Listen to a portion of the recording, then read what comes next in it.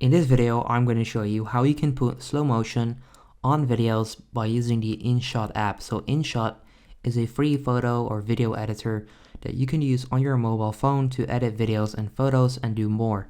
But what if you want to add slow motion to your videos? Well, it's actually quite simple. So right now I'm going to show you how you can do that. But for that, I would need to select a video. There we go. So I'm just going to click on no frame and there we go. So right there we have the toolbar, right? You can see trim, canvas, filter, music, sticker, text, all of this. And then right there, you will be able to see speed. You want to click on that. And then you can actually put this on 0.5 or 0.7 or 0.8. That depends on what you're looking for. But that's pretty much how to use slow motion on your videos, right? This is the normal speed. You can then put it on 0.5.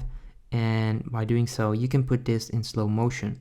Now that's pretty much how you can do this, guys. It's as easy as that. If you enjoyed this video, if it helps you out, then make sure you go ahead and leave a like. Let me know in the comments down below if it helps, and then I'll see you next time.